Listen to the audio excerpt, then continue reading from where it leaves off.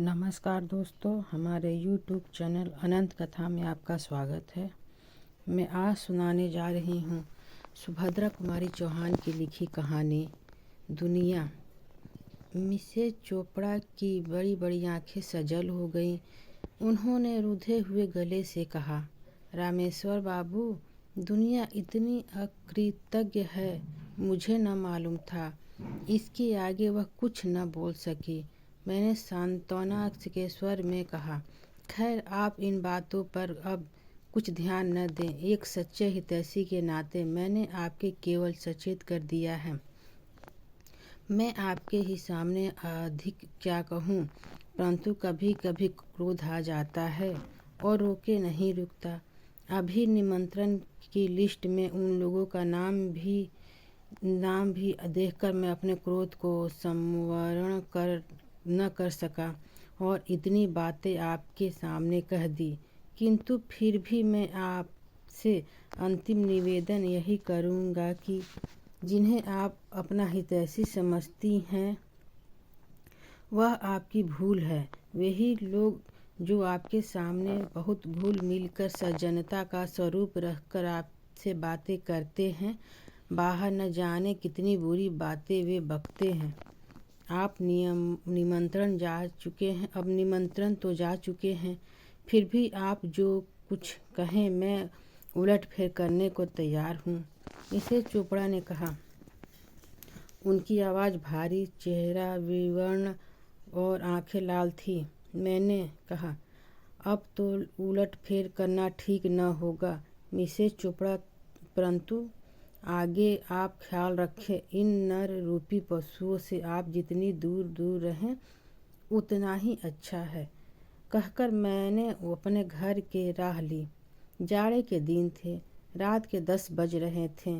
अभी भी नारायण क्लब में रोशनी थी। मैंने सोचा चलकर देखूं तो सही वहाँ इतनी रात तक क्लब में कौन कौन महाशय विराजमान हैं।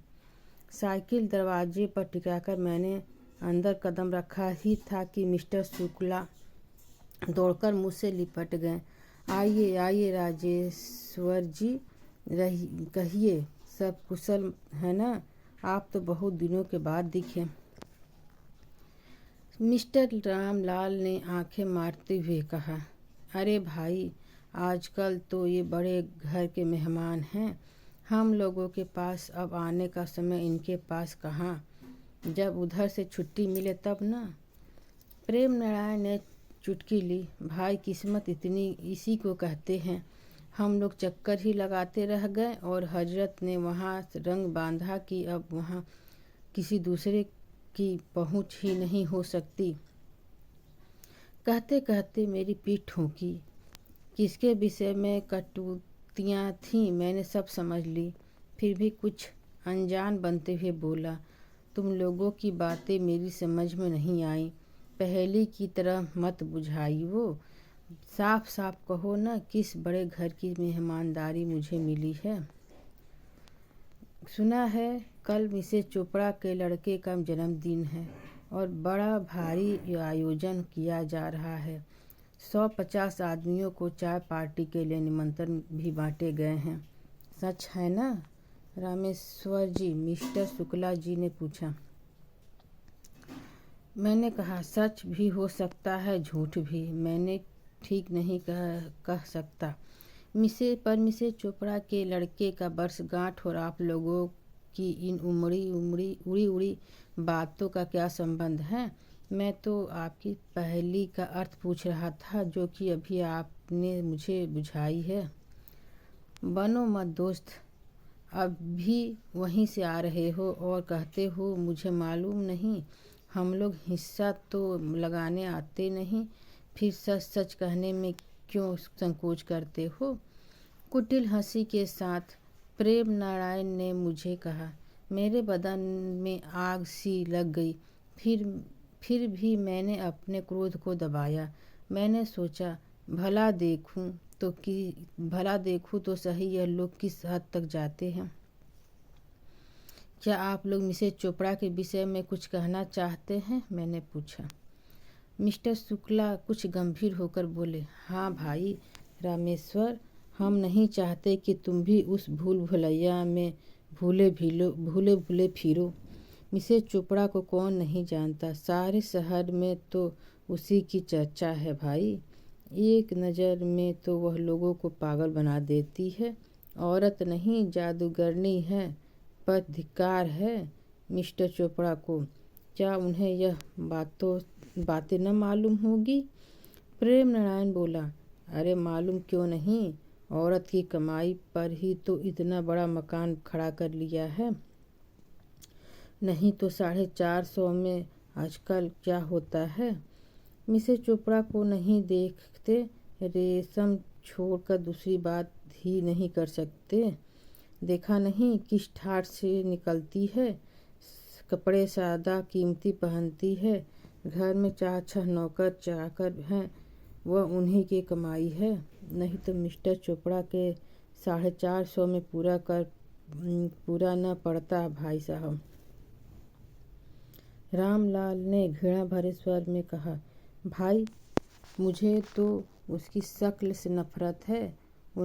उसे तो यदि गृहस्थ न कहकर वेश्या कहा जाए तो ठीक होगा, पर पुरुष से ऐसे बेशर्मी से बात करती है, उसके साथ ऐसे खुलेआम फिरा करती है कि कोई वेश्या क्या करेगी। पढ़ी लिखी औरतें क्या हमने नहीं देखी। पास की ही मेज पर बैठे हुए 2 सज्जन चाय पी रहे थे। अब तक इधर की बातें चुपचाप सुन रहे थे। शायद बात सहन शक्ति की सीमा से बाहर चली गई थी, इसलिए एक सज्जन ने कहा, बहुत बढ़ कर बातें तो न करिए। यदि आप लोग जरा ही पुचकारे जाएं तो कल से मिसेज चोपड़ा की जूतियां चाटने को तैयार हो जाएं। आप इतना बकते हैं तो कहिए, आपके पास प्रमाण है कि मिसेज चोपड़ा का चाल चलन खराब है। मिस्टर रामलाल के मुंह पर जैसे किसी ने थप्पड़ मार दिया। मिस्टर भगवती प्रसाद को देखकर वे जरा सा सकुचाए, बोले, आप क्या जाने, मुझे तो सब मालूम है। यह इतने आदमी जो कह रहे हैं सब झूठ ही है। भगवती प्रसाद ने तेज स्वर में कहा, मैं उन्हें आज 20 साल से जानता हूँ। आपका तो परिचय भी उनसे नहीं है, पर मैं तो उनके साथ बरसों रहा हूँ, एक साथ एक मकान में। हाँ, वह जिस प्रकार के वातावरण में पली हैं वैसे ही उनका स्वभाव भी है। पर्दा उनसे न बचपन से किया है और न अब कर सकती हैं। उनकी नज़रों में स्त्री पुरुष समान हैं, इसलिए वह सब कुछ खुलकर प्रेम पूर्वक मिलती हैं। यही उनके आचरण का दोष है। किसी भी सुधार के काम में पुरुषों से भी ज़्यादा 2 कदम आगे रहती हैं। यही उनकी कमजोरी है। कहते कहते भगवती प्रसाद का चेहरा आरक्त हो गया। सब लोग चकित दृष्टि से उनकी ओर देख रहे थे। हम लोगों को अनुमान भी नहीं था भगवती प्रसाद भी मिसेज चोपड़ा से परिचित होंगे, क्योंकि हम लोग उन्हें परदेसी समझते थे। वे लाहौर से अभी 2 महीना पहले ही आए हैं। कुछ ठहरकर वे फिर बोले, लेकिन कहने वाले की जबान को लगाम कौन लगाए। चमड़े की जबान ठहरी, जिधर चाहा हिला दिया।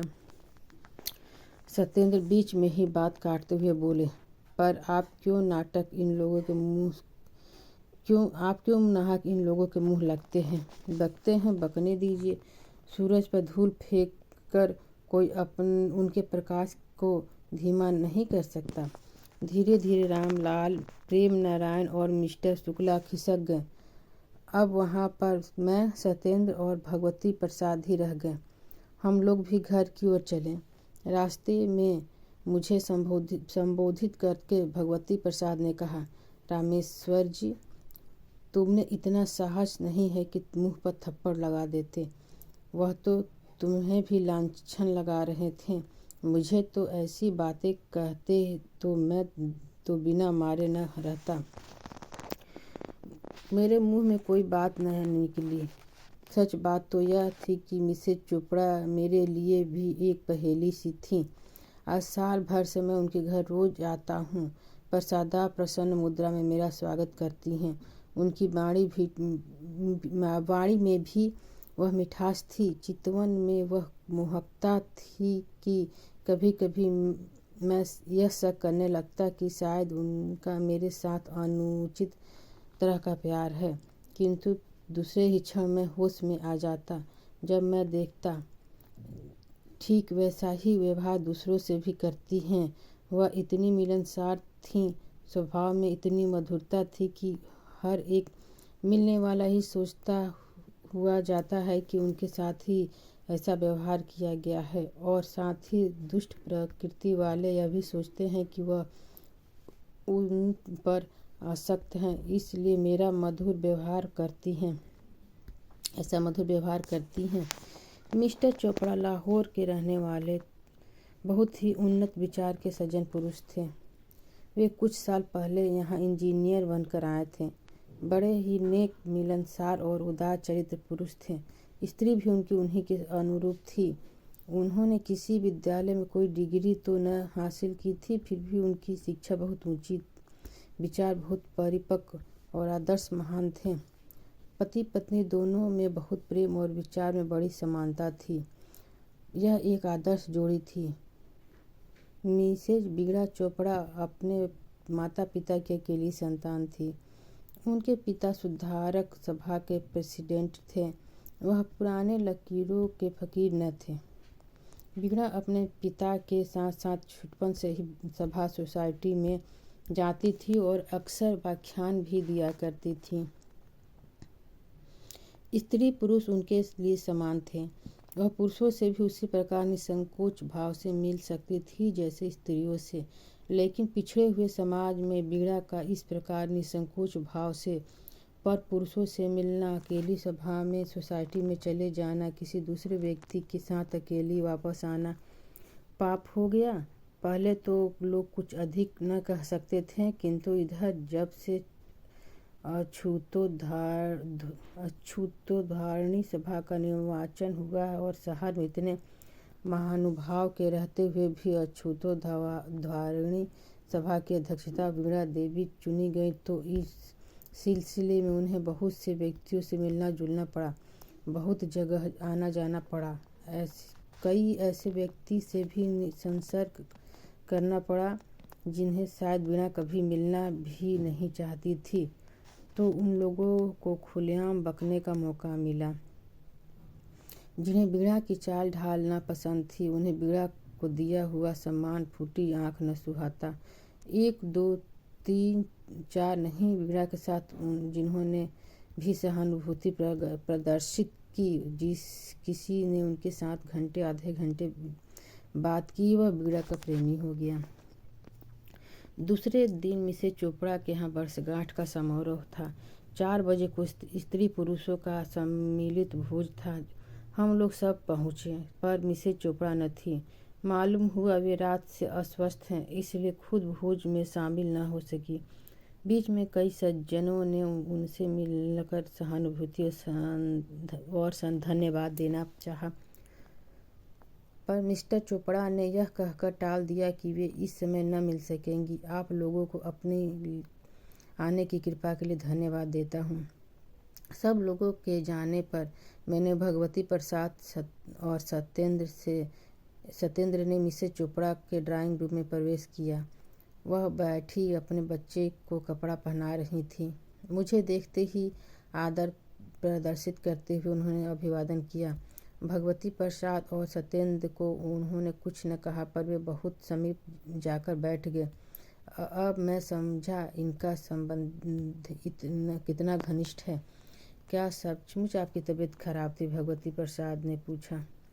जी नहीं, पर मैं इन लोगों के पास बैठने में अपना अपमान समझती हूँ। अब तो भूल ही हो गई है। अब आप देखेंगे कि मेरे यहाँ मेरे कुछ इन्हें गिने मित्रों को छोड़कर कोई दूसरा न आ सकेगा। मिसेज चोपड़ा ने गंभीर स्वर में कहा। उनके चेहरे पर कुछ ऐसी शांति थी, ऐसी निष्ठा और ऐसी गंभीरता थी कि लोगों को कुछ कहने का साहस न हुआ। वह किसी काम से अंदर चली गईं। इसी अरसे में भगवती प्रसाद ने मुझे एक पत्र दिखाया। पत्र पर सिरनामे की जगह कुछ न था। मजमून इस प्रकार था। आपसे मिलकर बड़ी प्रसन्नता हुई। हजार मुँह से आपकी प्रशंसा करूँ तो भी नहीं कर सकता। मैं आज आपसे आपके प्रणय की भीख मांगता हूँ। आप तो दाता हैं। आपकी दयाशीलता प्रसिद्धि पा चुकी हैं। क्या आप मुझ भिखारी को भी संतुष्ट करेंगी? यदि आपने कृपा न की तो मैं बेमौत मर जाऊंगा। अनुचर। नाम किसी का न था। नीचे जो उत्तर भेजा गया था उसकी प्रतिलिपि मैंने स्वप्न में भी न सोचा था कि आप मनुष्य के रूप में राक्षस हैं। अपने मित्र की स्त्री के प्रति ऐसी कुभावना रखने के बजाय आपको तो चुल्लू भर पानी में डूबकर मर जाना चाहिए था। कृपा करके अब आप मेरे यहाँ कभी तशरीफ़ न लाएं। पत्र पढ़कर मैंने विस्फारित नेत्रों से भगवती प्रसाद की ओर देखा। उन्होंने मुझसे पूछा, पहचानते हो ना, ये किसकी हस्तलिपि है? हाँ हाँ, अच्छी तरह, मैंने कहा। तो फिर आप चुका खाकर उसके खिलाफ न बकेंगे तो और क्या करेंगे? भगवती प्रसाद ने कहा। और है भी तो वह बिना दिमाग का पहले नंबर का उल्लू। फिर वह अपने 10-5 साथियों के दिमाग में भी उसके प्रति ऐसी कुभावनाएं भर दे तो आश्चर्य ही क्या है। किंतु आप किसी सहृदय व्यक्ति से पूछिए कि उसकी धारणा मिसेस चोपड़ा के प्रति क्या है, फिर वह आपको बताएगा। मैंने देखा कि भगवती प्रसाद की बातें अक्षरशः सत्य थीं। अपनी शक मिटाने के लिए अपना खिसियापन दूर न करने के लिए मनुष्य की पाशविक प्रवृत्तियां नीचे से नीचे काम करने में भी नहीं हिचकती। मिसेस चोपड़ा ने प्रवेश करते हुए कहा, यह किसकी जन्मपत्री देखी जा रही है? मिस्टर शुक्ला की। सत्येंद्र ने हंसते हुए कहा। कहानी समाप्त हुई। अगर आपको मेरी कहानी पसंद आई हो तो कृपया लाइक एवं सब्सक्राइब जरूर करें। धन्यवाद।